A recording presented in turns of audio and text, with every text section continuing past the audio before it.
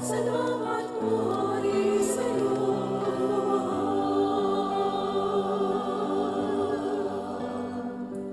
Damhin mo ang maday ng kaluluwa, ikubin mo sa iyong pagpag ang aking pangamba. Manatili lamang at buo ang pag-asa, di mo iiwan, O Diyos, purihin ka. Ang pag-asa ko'y matibay sa pinagdaraanan, ang tanging kong pag-asa sa aking kalakasan. Ikaw ang pag-asa ng mga nabubuhay, pag-asa ka sa buhay at kamatayan.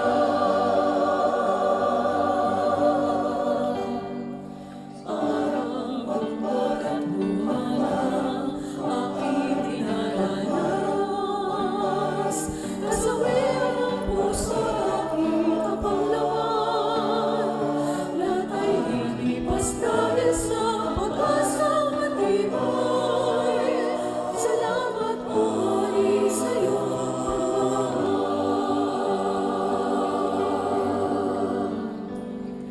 Damhin mo ang maday ng kaluluwa, ikubin mo sa iyong pagpag ang aking pangamba. Manatili lamang at buo ang pag-asa, di mo iiwan, O Diyos, purihin ka. Ang pag-asa ko'y matibay sa pinagdaraanan, ang tanging kong pag-asa sa aking kalakasan. Ikaw ang pag-asa ng mga nabubuhay, pag-asa ka sa buhay at kamatayan. Ikaw ang gumagabay patungo sa kasagdanan. Ikaw ang pag-asa ng aking kapanatagan.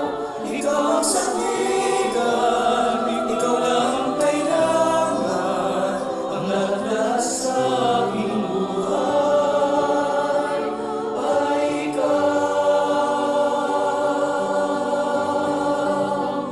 Ang pag-asa ko'y matibay sa pinagdaraanan, ang tanging kong pag-asa sa aking kalakasan. Ikaw ang pag-asa ng mga nabubuhay, pag-asa ka sa buhay at kamatayan. Ikaw ang gumagabay patungo sa kasagdanan. Ikaw ang pag-asa ng aking kapanatagan. Ikaw ang sandigan, ikaw lang ang kailangan, ang lahat sa aking buhay ay ikaw. Ang pag-asa ko'y matibay sa pinagdaraanan, ang tanging kong pag-asa sa aking kalakasan. Ikaw ang pag-asa ng mga nabubuhay, pag-asa ka sa buhay at kamatayan. Ang pag-asa ko'y matibay sa pinagdaraanan, ang tanging kong pag-asa sa aking kalakasan.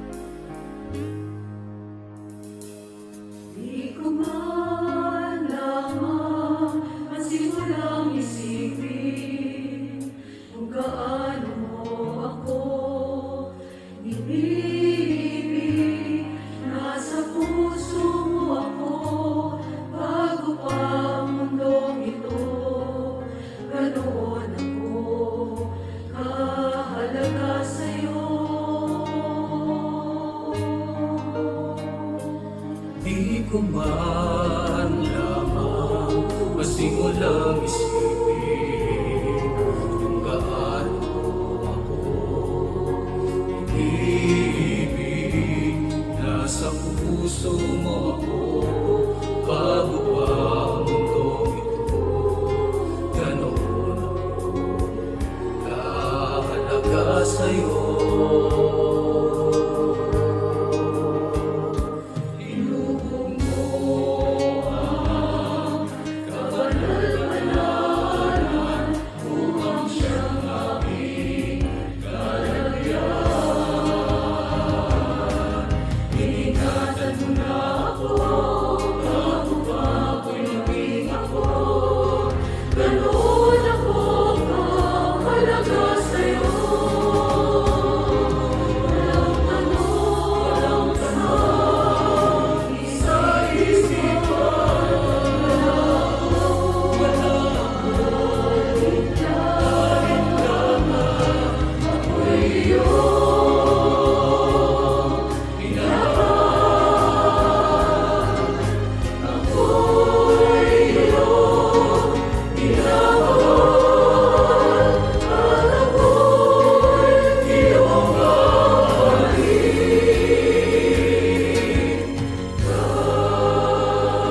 kailanman.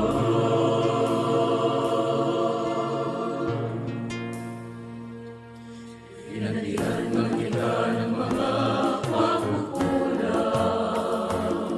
sa iyong mga pagsubok, aking kalungkutan.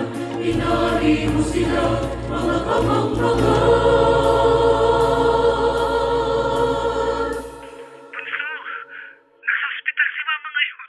Nagpositive sa COVID. Basta kaunting luha ko, kapatawaran. Pinaliban man kita ng mga pagkukulang sa iyong mga pagsubok, aking kalungkutan. Pinari mo sila, mga kamangmangan.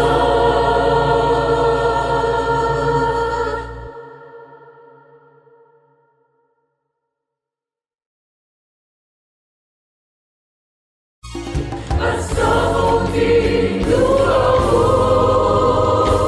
kapatawaran. Walang tanong sa isipan. Wala akong alinlangan. Ako'y iyong minahal. Ako'y iyong minamahal. At ako'y iyong mamahalin.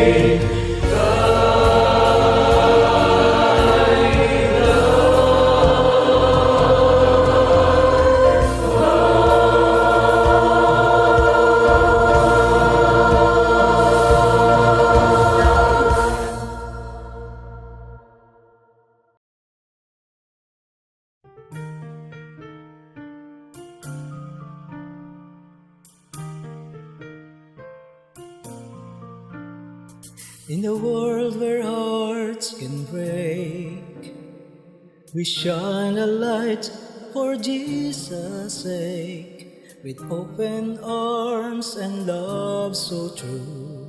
In Christ's name, we care for you. From the lost and weary to the broken soul, we'll offer comfort, making them whole. With acts of kindness and prayers we bear, we show God's love, showing we care.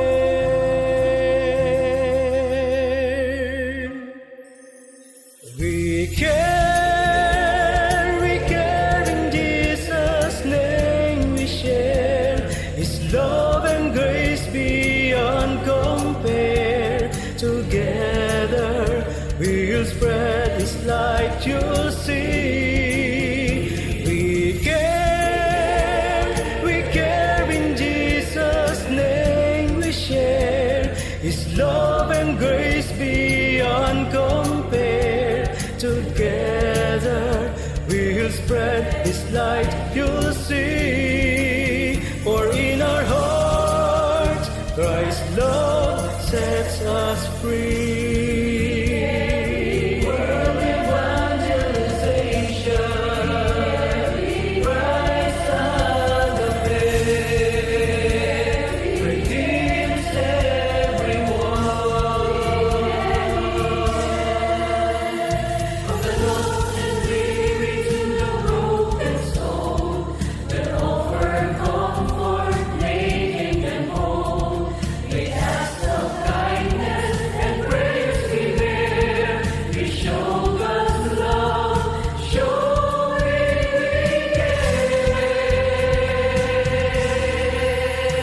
we care. We care in Jesus' name we share. His love and grace beyond compare. Together we'll spread His light, you'll see. We care in Jesus' name we share. His love and grace beyond compare. Together we'll spread His light, you'll see. For in our hearts Christ's love sets us free. World evangelization, Christ agape, redeems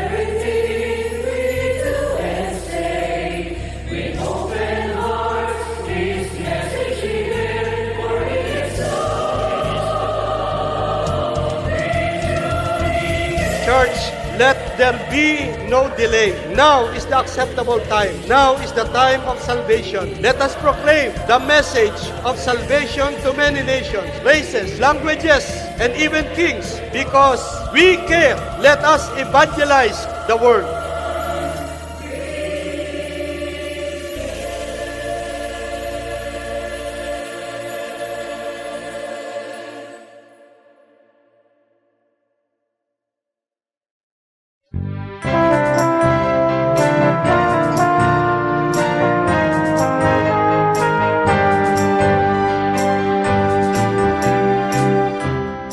Kapayapaan po sa inyong lahat, lalo na sa mga minamahal naming mga bagong kapatid sa kabanal-banalang Iglesia ng Diyos kay Kristo Jesus.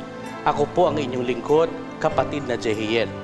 At kayo po ay aking naanyayahan na tunghayan ang mga mahalagang kaalaman patungkol sa pagiging kaanib sa kabanal-banalang Iglesia ng Diyos kay Kristo Jesus. Tayo na po at sama-sama nating pag-aralan ang gabay ng Kristiyanong ganap.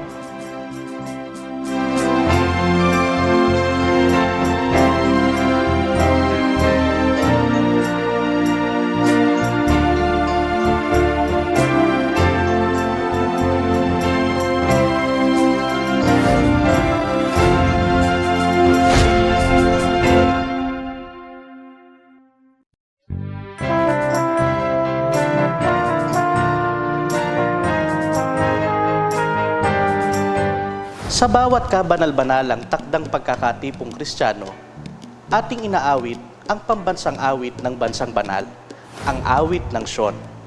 At atin namang binibigkas ang kredo ng Kristiyano sa tuwing takdang pagkakatipong pagsamba.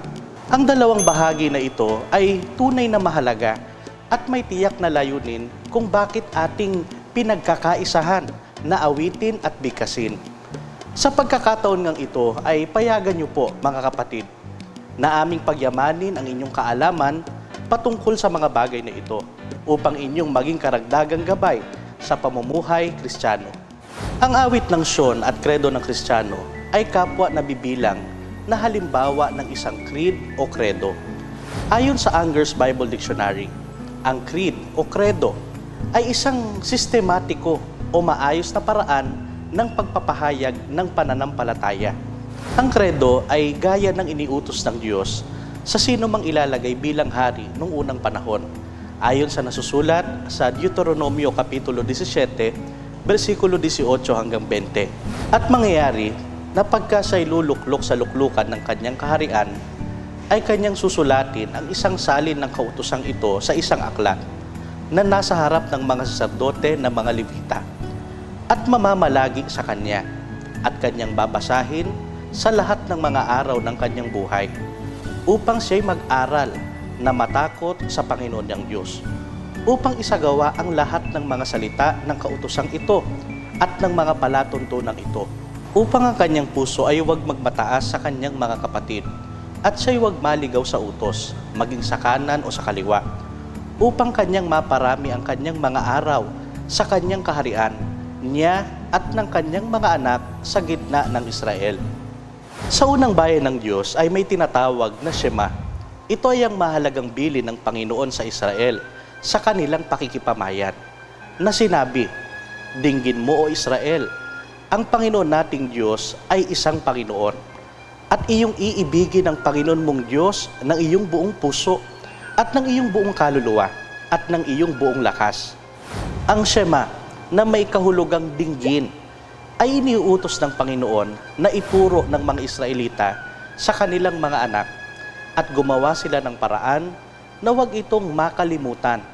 Kaya't ibinilin sa kanila na lagi nilang salitain saan mang dako sila pumaroon at ibinilin din na isulat ito sa mga dako na madali nilang nakikita. Sa panahon naman po ng mga unang Kristiyano ay mahigpit na ibinibilin sa lahat ng mga kapatid sa iglesia na pagsakitan o pagsakripisyuhan ang pakikipagkaisa sa Espiritu. At ang Espiritu na dapat na ingatan ng lahat ng tinawag ng Diyos ay nakapaloob sa ating mga kredo. Halimbawa na lamang nga ay ang awit ng Sion na itinuturing nating magkakapatid na pambansang awit ng kabanal-banalang iglesia. Nakasaad dito ang pagiging natatangi ng ating bansang kinabibilangan. Ito ang tanging bansa ng Diyos. Isang bansang banal, bayang sakdal, tanging sa Diyos lamang. Ipinapaalala rin ng kredong ito ang pag-asang ating nakamit nang tayo ay maging mamamayan ng bansang banal, ang tiyak na kaligtasan ng ating kaluluwa. Ang bayan, tanging pinagkalooban ng tunay na kaligtasan. Sinaysay din kung paano natin tinanggap ang kapalarang ito. Ito'y dahil sa awa ng Diyos. Kaya't dapat na manatili tayo sa kababaan ng kalooban at ng ating pag-iisip. O Iglesyang mahal, away muling nakamtan. Maging ang hula tungkol sa muling pagbangon ng iglesia ay nabanggit. Espiritong nagsasabi sa atin na tiyak ang ating patutunguhan sapagkat tayo hinulaan o ipinanukala. Bumangon sa silanganan, naging ganap na bayan. At sa huling pangungusap, ipinaalala sa atin kung ano ang tiyak nating gawain.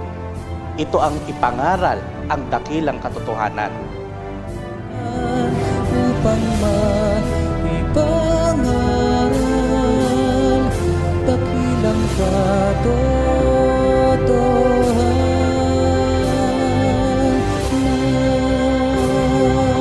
Isang kumpletong awit na kung aawitin sa tamang espiritu ay tiyak na bubuhay ng ating pananampalataya, pag-asa at pag-ibig. Ang awit ng Sion ay hindi likhang isip lamang. Ito'y hango sa mga talata ng banal na kasulatan. Ang buong diwa ng kredong ito ay nasusulat sa unang Pedro Kapitulo 2, versikulo 9 hanggang 10. Dahil ang awit ng Sion ay pagpapahayag ng pananampalataya o kredo, sa tuwing inaawit ito ay tumayo ng tuwid. Ilagay ang kamay sa magkabilang gilid at umawit ng buong puso at buong sigla.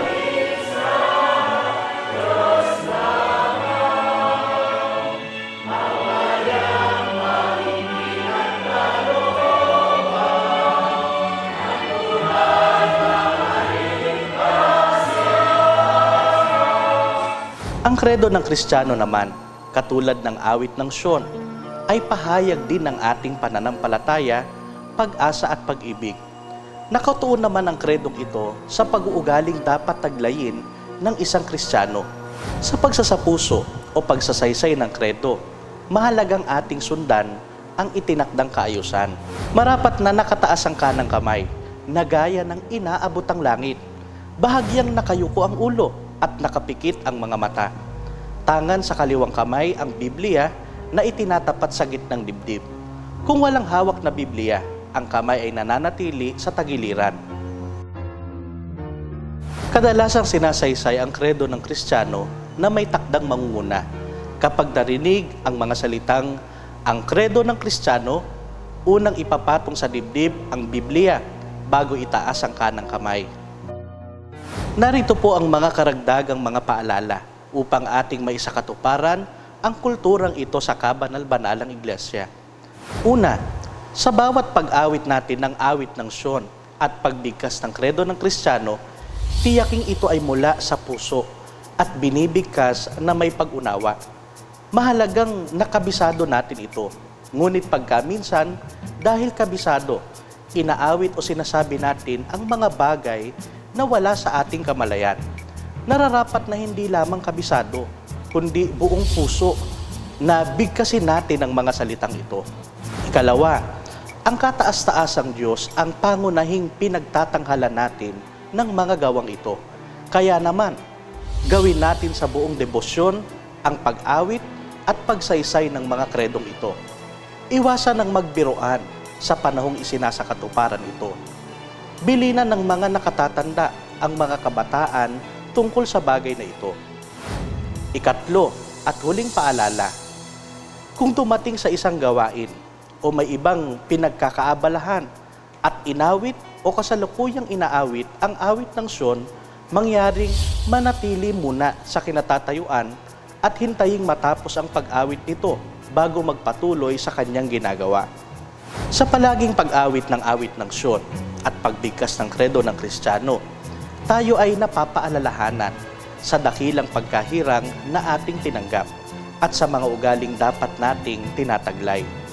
Ang mga ito rin ang nagsisilbing ating salamin Kung tayo ba ay patuloy na lumalakad, papatungo sa larawan ng ating pangunahing huwaran, ang ating Panginoong Kristo Jesus, upang tayo nga ay maging ganap na Kristiyano. Kaya naman mga kapatid, ganito natin pahalagahan ang awit ng Sion at kredo ng Kristiyano at sama-sama nating abutin ang kasakdalang ninanais ng Diyos na makita sa atin. Patuloy po nating tunghayan ang mga kasunod pang pagtatanghal ng gabay ng Kristiyanong ganap. Muli, ito po ang kapatid na Jehiel. Hanggang sa muli po nating pagkikita, Mispa.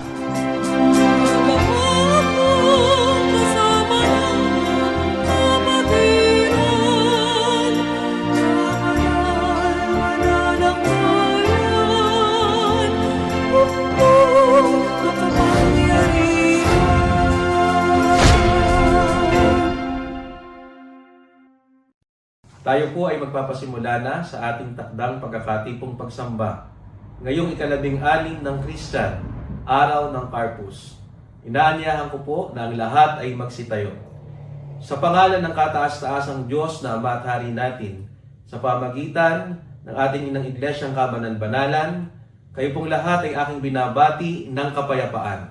Purihin ang kataas-taasang Diyos. Awitin natin na may kasiglahan at may espiritu ang pambansang awit ng Kabanal-Banalang Iglesia ng Diyos kay Kristo Jesus, ang awit ng Sion.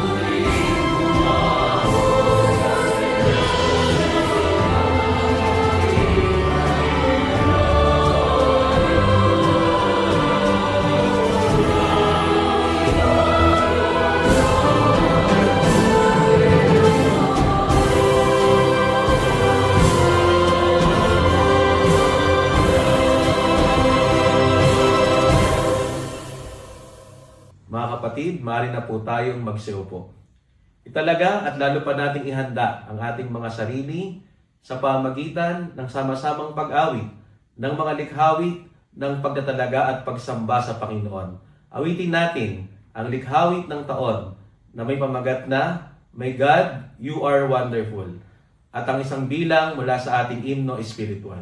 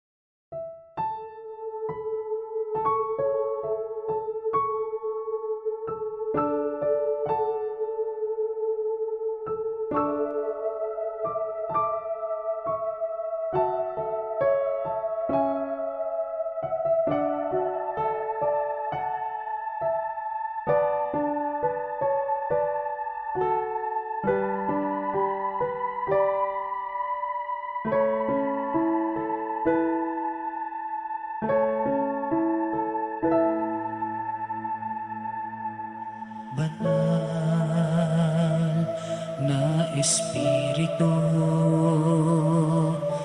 inaanyayahan.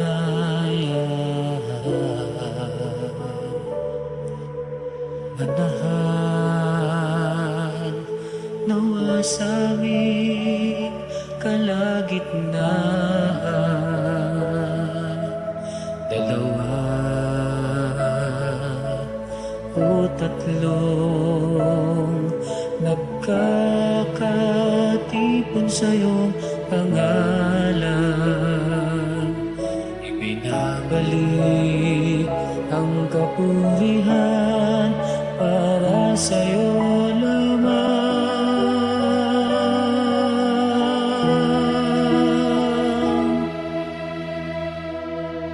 Sumasamong patnubayan,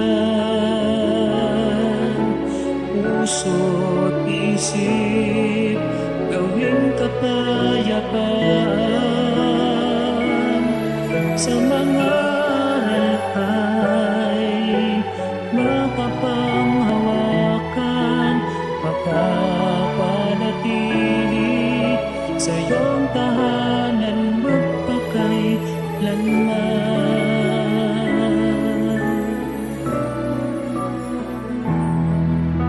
Banal na Espiritu inaanyayahan. Manahan nawa sa aming kalagitnaan, dalawa o tatlong nagkakatipon sa iyong pangalan, ibinabalik ang kapurihan para sa iyo lamang.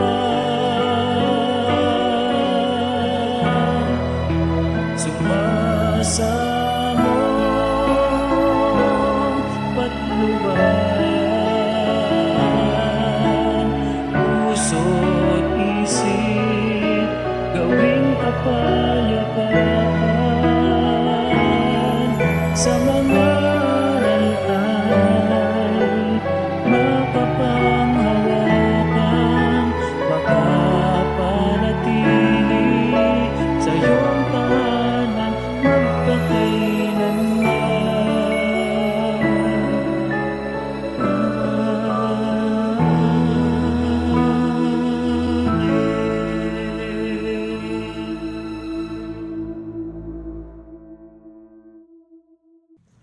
Sa bahaging ito, inaanyayahan po na ang lahat ay muling magsitayo. Ating awitin ang likhawit ng pagpupuri sa Panginoon, samantalang pumapasok ang sugo ng kataas-taasang Diyos, upang basahin ang mga salita ng pagpupuri at pagpapasalamat sa Panginoon. Tanggapin natin ang ating minamahal at ginagalang, ang isa sa mga ministro konsagrado ng kabanal-banalang Iglesia, ang kapatid na Joel J.C. Galang.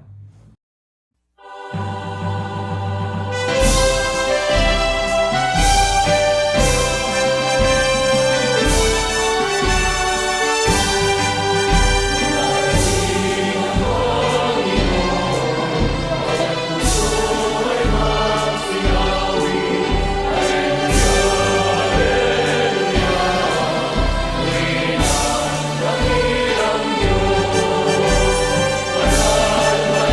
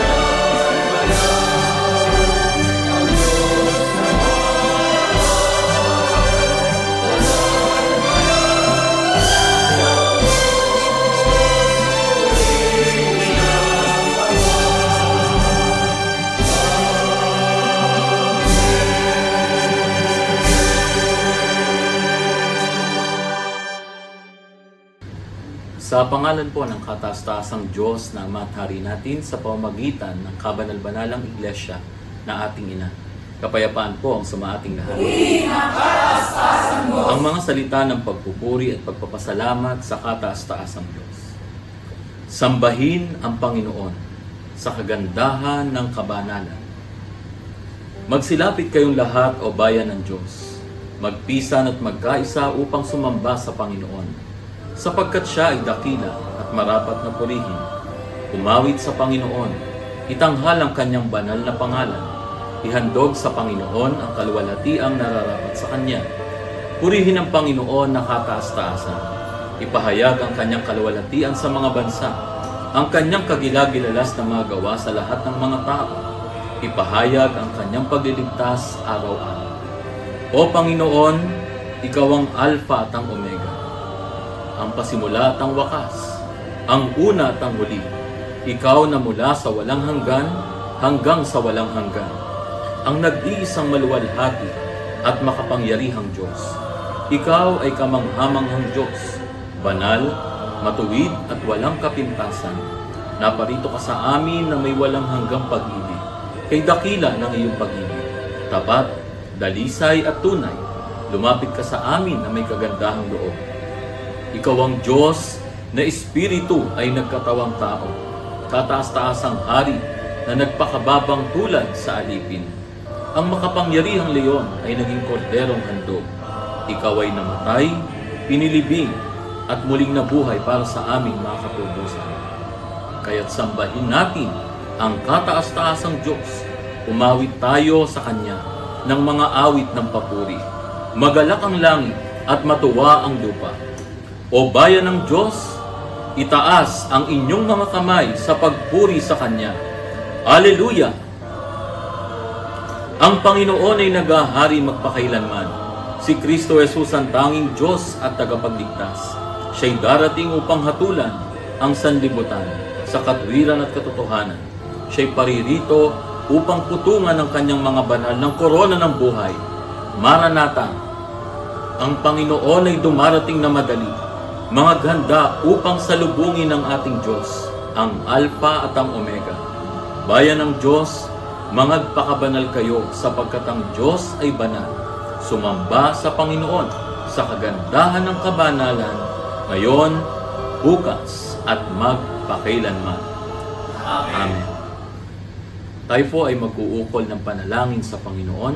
Pangunahan po tayo sa panalangin ng isa sa mga awit ng Sean at coordinator ng kapatiran dito po sa dako ng Hong Kong, ang kapatid na Semaira Floricel Maningas.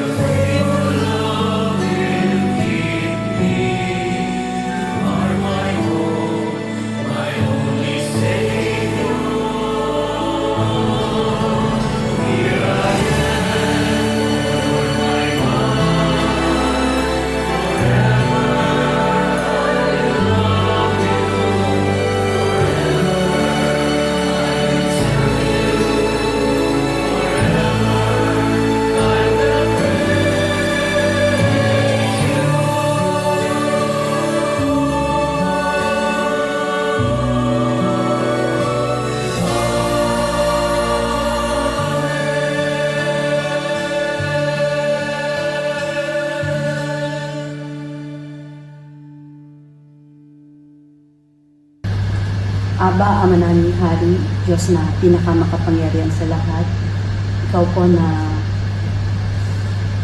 mapagmahal at patuloy na nag-iingat sa bawat isa sa amin. Panginoon, sa oras na ito ay muli po kami gaganap ng aming po mga pananambahan sa itong banal na kalikasan. Umaasa po kami, Panginoon, na bago pa ang takdang araw na ito ay naihanda mo na ang aming mga puso, naihanda na ang kalooban ng bawat sa amin. Panginoon, sa oras na ito ay hinihiling po namin na tulungan mo po ang bawat sa amin, linisin mo po ang aming mga kalooban, ang aming mga puso, patawarin mo po ang aming pong mga pagkakamali o mga pagkakasala na nagagawa upang ang mga aral na ipapasok sa aming puso ay magampanan po namin at may isakabuhayan. Panginoon namin Diyos, tulungan mo rin po ang iyong kasangkapanin sa pagkakataong ito, ang mahanain na siyang maghahatid sa amin ng mga aral ay lukuban mo po ng iyong banal na espiritu at naipahatid sa amin ang mga aral na nagmumula sa itong banal na kaitaasan. Ama, sa lahat ng iyong mga pagpapala at mga pag-iingat sa aming buhay, maraming salamat po at hanggang ngayon ay narito po kami, Ama, umaharap sa iyo, makapanikluhod, nagpapasalamat ng marami sa lahat ng mga pagpapala, sa lahat ng mga ipinagkakalob mo po sa amin, mga kaligtasan. Panginoon namin Diyos, maraming salamat po. Maraming salamat din po, Panginoon, sa mga pagkakataon na kung minsan ay namamalas mo po ang bawat sa amin na natukulang sa aming mga paggawa. Ngunit nariyan ka, Ama, patuloy mo po kami inaalalayan sa aming mga kahinaan. Dalangin lang po namin, Ama, na kung dumating man ang mga panahon na dumating sa buhay namin ng mga bagay na alam namin ay mahirap itong malampasan. Ikaw po ang manawa ang siyang gumabay sa amin, siyang umalalay sa amin. Panginoon namin Diyos, ang lahat ng mga bagay, aming pong kahilingan, sa marangal at malinis mo pong pangalan, Diyos Kristo Jesus, ikaw po ang aming nag-iisang tagapagligtas. Amen. Amen. Tanggapin at pakinggan natin ang mga kabataan at ang mga awit ng Sean sa kanilang paghahandog ng haing likhawit na may pamagat na Salamat sa iyong pagmamahal.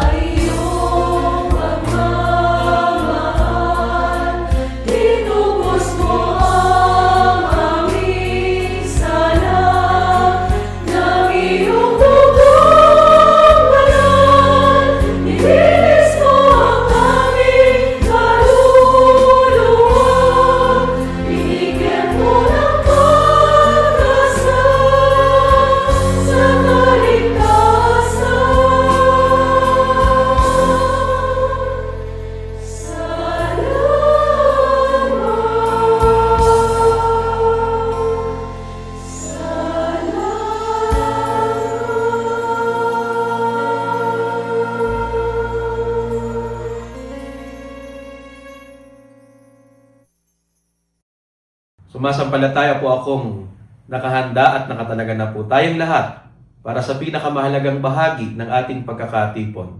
Ating tanggapin ang biyaya ng mga salita ng Diyos sa pagkasangkapan sa isinugo sa atin sa araw na ito, ang kapatid na Joel. Shalom po muli mga minamahal na kapatid. Sa katatapos na Pasko at Pitong Wika, inaalaala po natin o naalaala natin ang mga sakripisyo, hirap at sakit ng Panginoon nang siya po ay magkatawang tao. At hanggang sa mga panahong ito, maaaring sariwang-sariwa pa po sa isipan natin kung gaano talaga tayo kapalad bilang mga magkakapatid sa loob ng kabanal-banalang iglesia na nilinis at patuloy tayong pinatatawad sa ating mga kasalanan at maging sa ating mga kaibigan na kasama natin ngayon. Hindi lamang po sa Pilipinas, kundi sa iba't ibang panig ng mundo na nakikinig at kasama nating sumasamba sa Panginoon. Naniniwala po kami na ang pag-ibig ng Panginoon ang patuloy na kumikilos para man ang ating pagkukulang, man ang ating pagkakasala. May paraan para makapanumbalik po tayo sa Kanya. At pagkatapos ng ganitong mga pag-aaral, naging makapangyarihan din po sa atin ang mga aralin sa Kanyang mga huling 7 wika at ang Kanyang pagkabuhay na magulit na katunayan na nagbibigay ng pag-asa sa atin na tayo man ay mararanasan natin yun. Kaya ngayon ay ating pakinggan ang paksang aralin po na pinamagatang iniligtas sa pagkatigis ng dugong nagpapabanal. Ang pagbubuwis ng dugo o pagkamatay ng isang halimbawa ay bayani, di ba? Kahit sa atin sa Pilipinas ay nagmumulat sa tao ng lalong pag-ibig sa sariling bayan. Halimbawa ay familiar tayong lahat sa pangyayari ng barilin si Dr. Jose Rizal sa Bagong Bayan na ngayon ay kilala natin sa pangalang Luneta Park sa Manila. Ang pangyayari pong yaon na ginawa ng mga ibang lahi o ng mga tinatawag nating mga mananako sa panahon noon sa kasaysayan ng ating bansa ay ang intensyon sana'y pabagsakin o pahintuin ang mga laban, ang mga nasyonalismo, ang kalooban ng mga mamamayan. Pero mga kapatid, alam natin ang kasaysayan na bahagi ng ating mga napag-aralan sa ating bansa na ito po sa halip na mapahinto o mapabagsak ay nagbigay daan para ang ating mga kababayan, lalo na yung mga katipunero, pagkatapos ng kanyang pagkamatay, ay lalong lumaganap ang nasyonalismo ng mga tao, pusong makabayan. Kaya hindi rin po nagtagal, nakamit ng Pilipinas ang kasarinlan o kalayaan. At hanggang ngayon, taon-taon po natin yung inaalaala at pinagdiriwang. Yung dugo na ibinuwis ng bayani gaya ni Jose Rizal at ng iba pa, yung dugo na yon na nagbuwis ng buhay para sa ating bayan ay nagkaroon ng malaking pakinabang sa atin ng mga tao.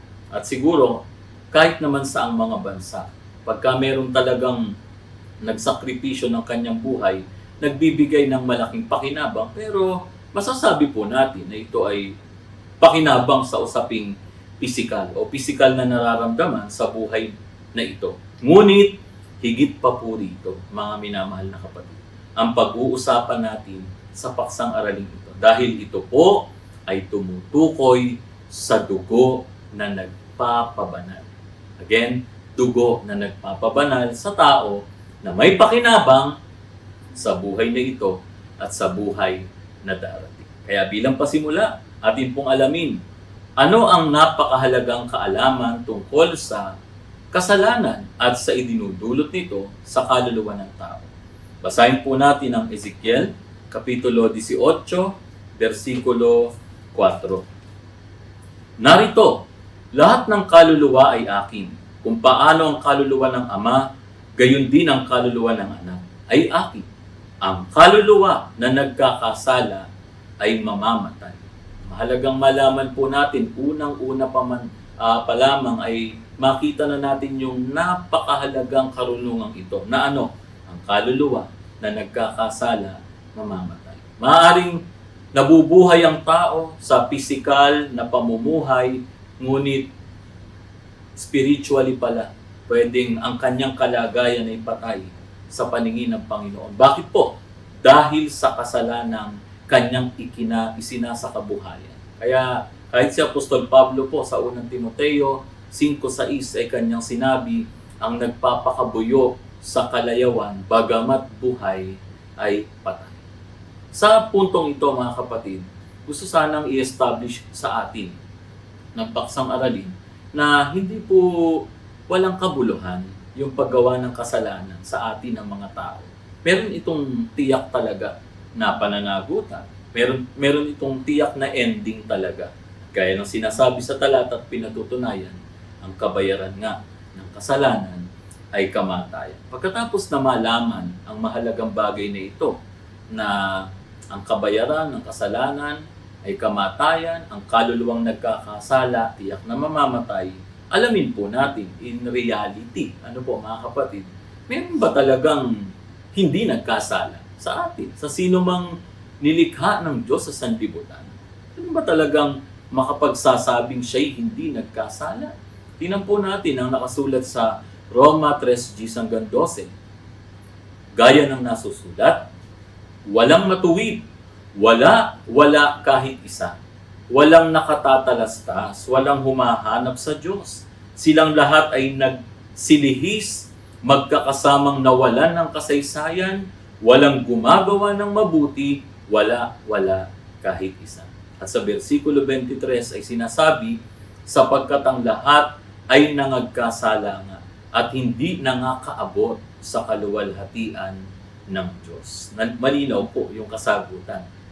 Wala naman talaga naging perpekto o walang makapagsasabing siya'y pasado na, perpekto, kumpleto na kung ang pagbabasihan po ay ang katwiran ng Diyos. Siguro, gaano mang kabait talaga ang tao sa nagiging pamumuhay niya, aminado rin po ang sino mang ganong kabait na hindi pa rin natin naabot ang pamantayan ng katwiran ng Diyos. Amen po mga kapatid. Aminado tayo, hindi masamang aminin at this point in time sa buhay natin, sa sarili natin, sa harapan ng Panginoon na tayo rin ay nagkasala. Tayo rin ay hindi pa nakaabot sa kaperpektuhan na inaasahan ng Panginoon dahil dahil sa mga kasalanan na nangingibabaw pa rin sa mundong ito. Pero gaya po ng alam natin, di naman talaga pwedeng mabuhay sa ganun. Di naman pwedeng tanggapin na lang natin yon. Di naman pwedeng maging excuse na lang natin palagi na sorry, tao lang. At okay lang. Dahil mahina, kaya nagkakasala. Okay lang na magkasala na. Kung maaalala po natin, sabi sa Apokalipsis 21:8, walang ibang pupuntahan ang pamumuhay na makasalanan, kundi sa dagat-dagatang apoy at asupre. Opo, kasamang nilikha ng Panginoon ang parusang impyerno. At hindi ito para naman talaga sa tao, kundi unang-unay para talaga sa kaaway, para talaga sa dyablo at satanas. Pero ang tao nagkakaroon ng sariling desisyon sa kabila ng kautusan at mga pangangaral ng Panginoon para sa righteousness o katwiran, pinipili ng tao na magkasala, nahihila sa pagkakasala. Kaya ang parusang impyerno, hindi po talaga ibig sabihin kawalan yon ng pag-ibig ng Panginoong Diyos. Kundi, ang makita natin, ito'y nagpapakita na siya po talaga ay matuwid at makatarong ang Diyos. He is a just God. Ganun natin siya kinikilala. Tinatanggap ng tao, tinatanggap natin ang marapat para sa atin. Kung ikaw ay nagpakabanal, buhay na walang hanggan sa langit. Kung ikaw ay nagpakasama, walang hanggang parusa din sa impyerno. Ang Diyos ay pag-ibig, alam po nating lahat. At hindi natin ito mababago. Mga minamahal na kapatid, siya rin ang nagtuturong palagi at nagpapaalaala ng katwiran at katarungan. At sa anumang paraan, no? Sabi nga po sa Nahum 1:3, sa anumang paraan, hindi aariing walang sala ang may sala. mga kapatid. Meron talagang pananagutan sa bagay nito. Ngayon, papaano makaliligtas ang tao sa kaparusahan bunga ng kanyang pagkakasala? So, nalaman natin na tayo'y makasalanan, inaamin natin ito sa Panginoon. Nalaman natin na ang kaluluwang nagkakasala ay mamamatay. Gugustuhin mo ba talaga doon, kapatid, kaibigan? Tatanggapin mo na lang ba sa sarili mo na parusang impyerno na talaga ang kahihinatnan? Hindi. Binibigyan tayo ng araling ito ng pag-asa. Pero kailangan alam natin yung proseso. Alam natin yung sagot. Paano makaliligtas ang tao sa kaparusahang bunga ng kanyang mga pagkakasala? Tito, Kapitulo 2, versikulo 13. Ayon po sa talata, nahintayin yaong mapalad na pag-asa at ang pagpapakita ng kaluwalhatian ng ating dakilang Diyos at tagapagligtas na si Heso Kristo. Ito po yung good news, mga kapatid. Mayroon tayong tanging pag-asa para maligtas. This is something that we hope for. Ito yung isang bagay na dapat nating asahan talaga. No? Isang pag-asa para maligtas. At ang pag-asang yon, pag-asa sa ating Panginoong Kristo Jesus. Siya na ating Diyos. Siya na ating tagapagligtas. Ang kailangan lang, dapat kilalanin mo siya bilang tagapagligtas. Hindi ang sino mang tao sa mundo. Siya ang kinikilala mo na tagapagligtas. Hindi nakadepende sa iba ang kaligtasan mo. Ang kaligtasan natin. Hindi ka naglilingkod dahil sa iba, dahil sa kanino mang tao, kundi dahil sa Panginoon. Dahil gusto ng bawat isa sa atin ang makatanggap ng kaligtasan. Ang Panginoong Kristo Jesus, ang ating Diyos at tagapagligtas. At wala sa kapangyarihan natin ang magligtas sa ating sarili o sa kanino mang iba. Let us leave it to Him. Let us always give the rights to our Lord God for our salvation. He is our Lord and Savior. Hindi tayo ang makapagliligtas sa ating mga sarili, kundi siya lamang. Amen po, mga kapatid. Amen. Sampalatayanan po natin yan dahil yan ang unang paraan na ginawa niya para sa ating kaligtasan. Ano ngayon ang kasunod na paraan ng pagliligtas na ginawa ng Panginoon para sa tao? Hebreo 13:12. Nota, ang Panginoon mismo ang gumawa po nito. Gayon din naman, namatay si Jesus sa labas ng lungsod upang linisin niya ang tao sa kanilang kasalanan sa pamamagitan ng kanyang dugo. Tuloy natin sa Roma 6:23 para makita po natin yung koneksyon ng paraan ng kanyang pagliligtas. Sapagkat ang kabayaran ng kasalanan ay kamatayan. Datapwat ang kaloob na walang bayad ng Diyos ay buhay na walang hanggan kay Kristo Jesus na Panginoon natin. Malinaw ang sinasabi sa mga talata. Ang paraan ngayon ng kanyang pagliligtas ay, sabi sa talata, ibinigay niya mismo ang kanyang sarili sa paraang natigis ang kanyang dugo. At yung pagkakatigis ng kanyang dugo, yun daw po'y nagpapabanal sa atin. Yun daw po'y naging kabayaran ng kasalanan. Yun daw po'y nagligtas sa atin sa tiyak na kamatayan. At yun ay kaloob ng Diyos, alang-alang sa buhay na walang hanggan para sa atin. Mga kapatid, manatili sa ating kalooban ito. Hindi tayo maliligtas kung papayagan natin nabubuhay pa rin tayo sa mga pagkakasala. Hindi tayo maliligtas kung pawawalang halaga natin ang isinakripisyo o ginawa ng Panginoon para sa atin. Ito ang tanging paraan para kapwa matanghal ang katarungan at ang katwiran at ang kanyang pag-ibig sa buhay natin. Sa diretsang salita, siya ay namatay, pinarusahan, nagbayad sa ating mga kasalanan, tinubos tayo mula sa pagkabihag sa masama, sa kamatayan.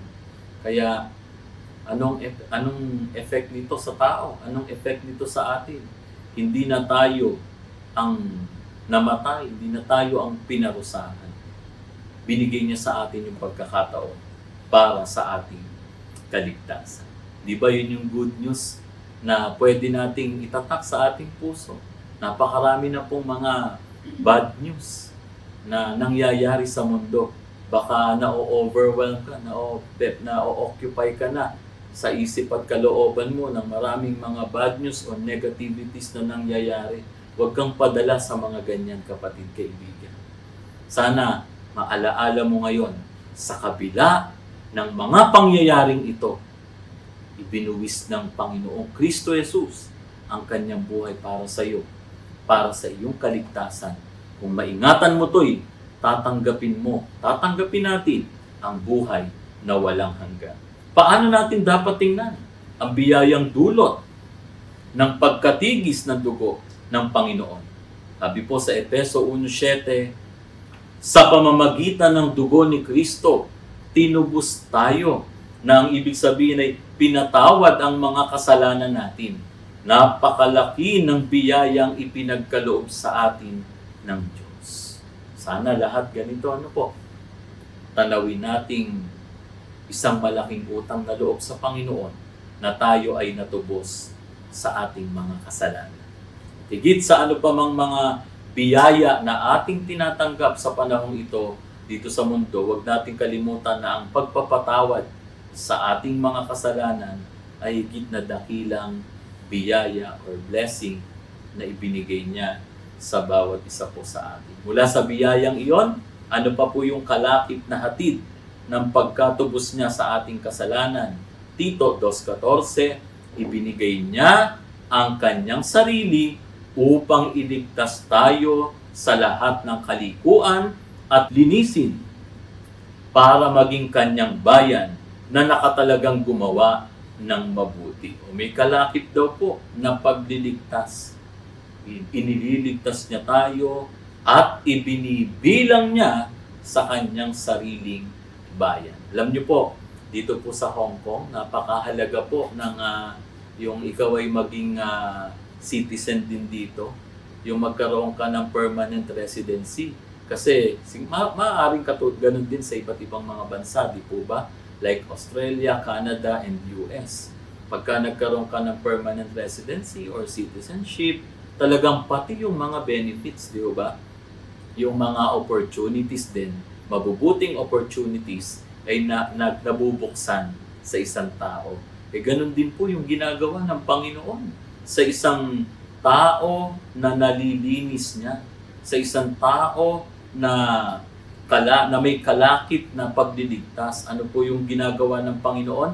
Ibinibilang na niya na kanyang sariling bayan.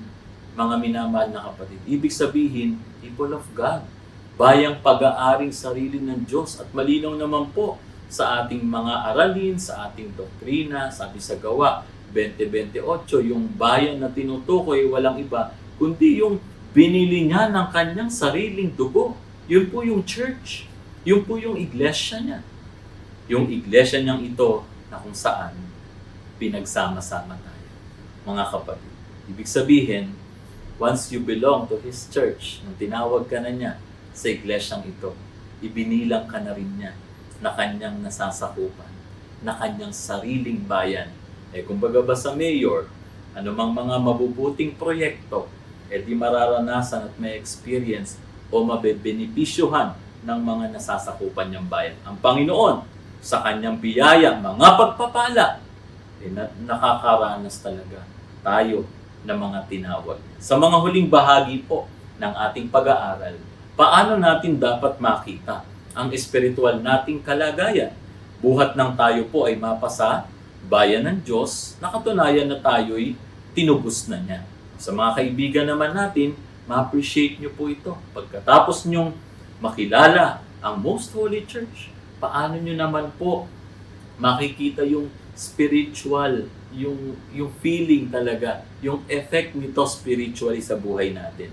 Kalawang Timoteo 1:9, na siyang sa atin ay nagligtas at sa atin ay tumawag ng isang banal na pagtawag, hindi ayon sa ating mga gawa, kundi ayon sa kanyang sariling pagpapakala at biyaya na ibinigay sa atin kay Kristo Jesus buhat pa ng mga panahong walang hanggan.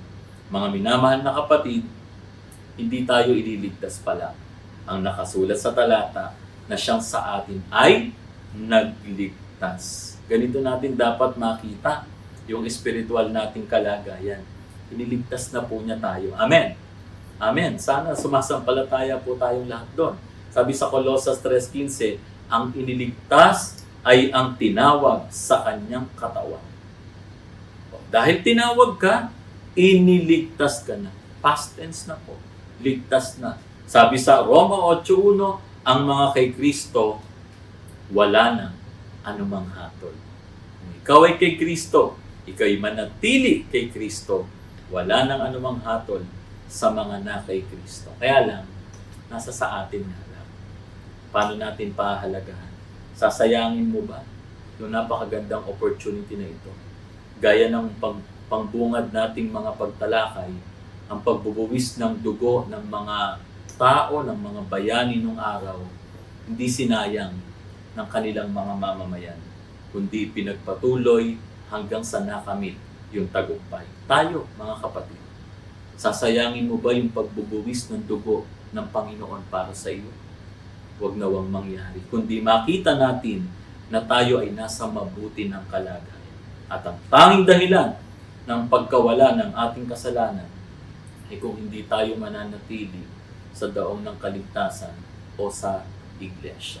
Mga kapatid, mananatili ang opportunity na ito, ang magandang kalagayan natin, tayo mananatili sa loob ng kanyang iglesia. Ano ang aral na iniiwan sa atin ng pagtuturong ito? Unang Korinto 6:20, sapagkat kayo'y binili sa halaga, luwalhatiin nga ninyo ng inyong katawan ang Diyos. Let us glorify our Lord God with our lives. Gamitin natin ang ating buhay sa pagpuri at pagluwalhati sa ating Panginoon. Alalahanin natin palagi na ang pinangtubos niya sa atin ay hindi po basta bagay lang.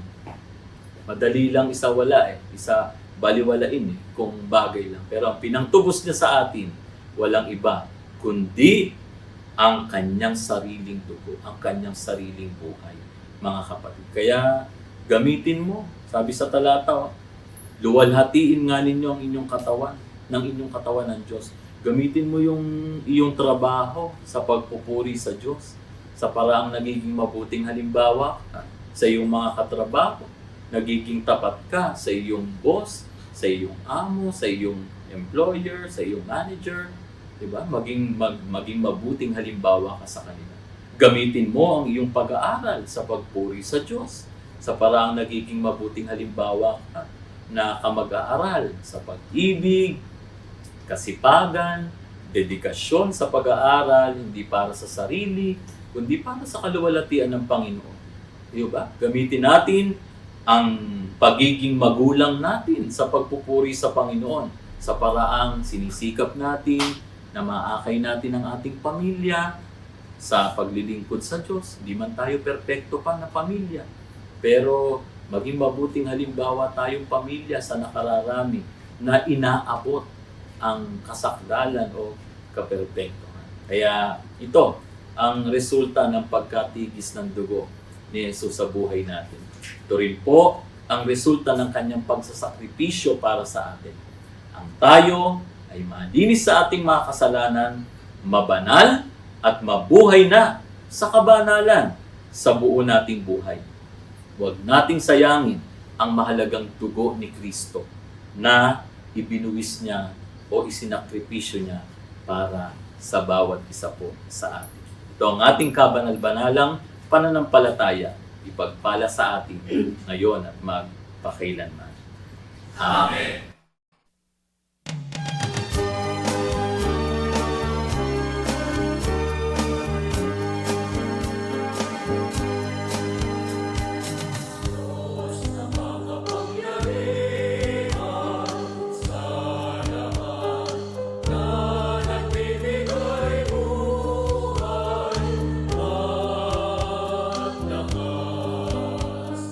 Sa mananagawain siyang gumawa.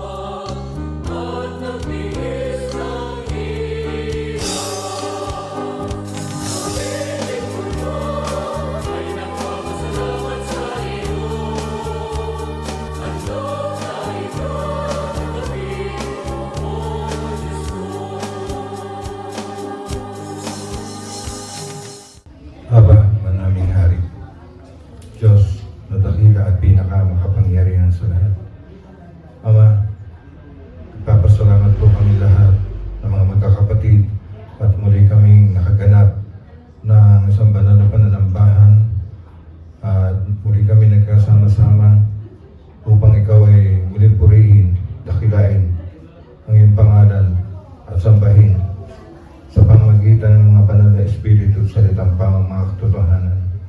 Ama namin Diyos, maraming salamat po sa patuloy niyong pinagkakaloob sa bawat isa po sa aming buhay at kalakasan. Ngayon din sa mga biyaya at pagpapala, sa patuloy niyo pong pag-iingat sa bawat isa po sa amin, saan man dako kami pumaparoon. Ama namin Diyos, salamat po sa aral na ito na aming napakinggan.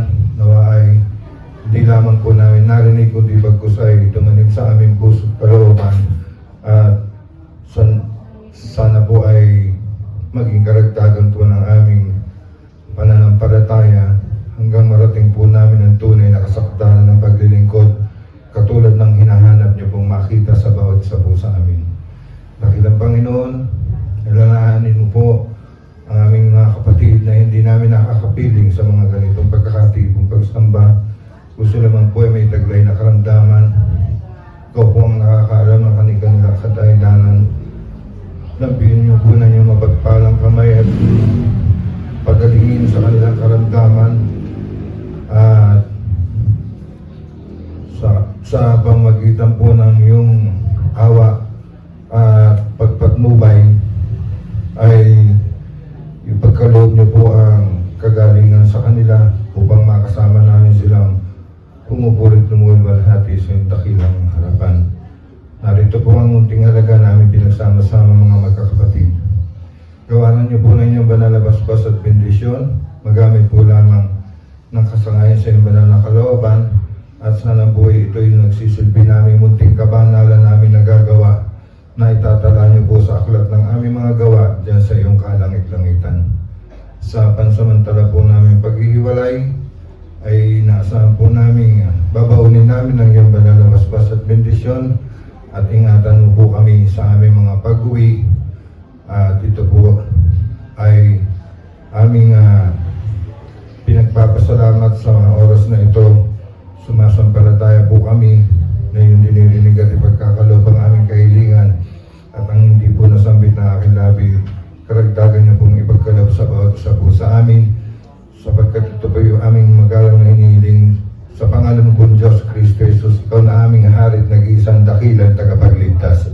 Amen. Amen.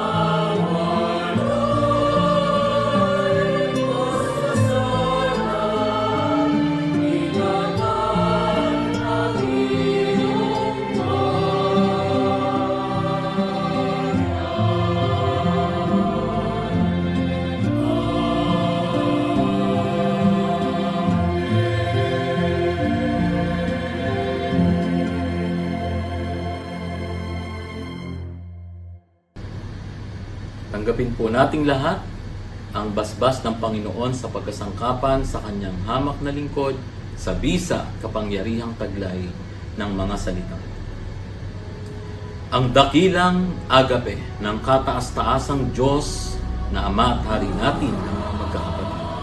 Ang biyayang pagliligtas ayon sa panukalang walang hanggan na kanyang inihayag at binigyang halimbawa nang siya magkatawang tao sa pangalang Kristo Jesus, ang pakikilaki at pamamatnubay ng kanyang banal na Espiritu, siya nawang ipagpala sa ating lahat na nasa pagkakatipong ito hanggang sa ating mga sambahayan, mula ngayon at magpakailanman. Amen. Amen. Muli po, sumating lahat ang kapayapaan. Mga minamahal na kapatid, let there be no delay. Hindi dapat na maantala. Ngayon ang kaaya-ayang panahon. Ngayon ang panahon ng ating pagliligtas. Kaya't ating ipahayag ang ebanghelyo ng kaligtasan sa lahat ng mga bansa, lahi, wika at mga hari. We care. Let us evangelize the world. Mispa. Magalak sa Panginoon